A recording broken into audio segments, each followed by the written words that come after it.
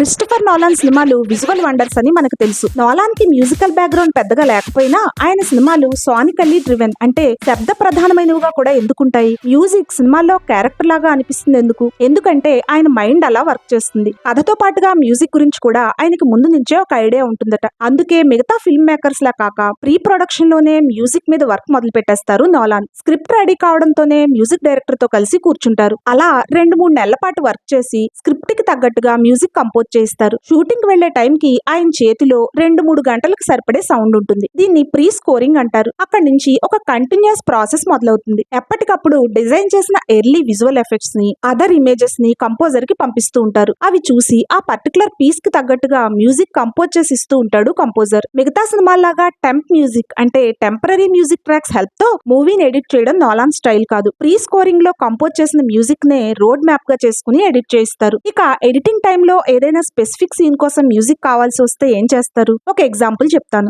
Open హైమర్ code scene కోసం నాకు ఒక అరగంట మ్యూజిక్ కావాలి, అది యాక్షన్ సీన్ లో ఉన్నట్టుగా ఉండాలి, కంపోజ్ చేయమని నోలాన్ ఆ మూవీ మ్యూజిక్ కంపోజర్ అయిన లుడ్విగ్ గోరాన్సన్ ని అడిగారట. అతను ఒక 30 నిమిషాల ఇంటెన్స్ పీస్ కంపోజ్ చేసి పంపాక నోలాన్ ఎడిటర్ జెన్నిఫర్ కూర్చుని ఆ సీన్ ని ఎడిట్ చేసి 20 మినిట్స్ కట్ చేసి తిరిగి లుడ్విగ్ కి పంపారట. అప్పుడు లుడ్విగ్ ఆ సీన్ చూస్తూ మ్యూజిక్ ని ఆ 20 మినిట్స్ కి ఫిట్ చేసి మళ్ళీ నోలాన్ కి పంపాడు. నోలాన్ జెన్నిఫర్లు మరోసారి దాన్ని ఎడిట్ చేసి చివరికి 12 మినిట్స్ సీన్ గా మార్చారు. అదే మనం థియేటర్ లో చూసేది. ఇలా షూటింగ్ మొదలవక ముందు నుంచి రిలీజ్ అయ్యే వరకు మ్యూజిక్ టీమ్ నోలాన్ మూవీ మీద వర్క్ చేస్తూనే ఉంటుంది. ఆ ప్రాసెస్ ఏంటి? సౌండ్ ట్రాక్ కి స్కోర్ కి డిఫరెన్స్ ఏంటి? క్యూస్ అంటే ఏంటి? షూట్ అయ్యాక రఫ్ కట్ చూస్తూ టెంపో ఎలా డిటర్మైన్ చేస్తారు? ఆ తర్వాత డిజిటల్ గా మాకప్ ఎలా క్రియేట్ చేస్తారు? చివరగా ఆర్కెస్ట్రేషన్, దాని రికార్డింగ్ ఎలా జరుగుతుంది? ఆ విషయాలన్నీ మరో వీడియోలో చెప్తాను. అన్నట్టు నోలాన్ మూవీస్ లో స్కోర్ ని లైవ్ ఆర్కెస్ట్రాతో రికార్డ్ చేస్తారని తెలుసా మీకు? ఈ ఇన్ఫర్మేషన్ అంతా తెలుసుకోవాలనుకుంటే ఇప్పుడే నా ఛానల్ ని సబ్స్క్రైబ్ చేసుకోండి.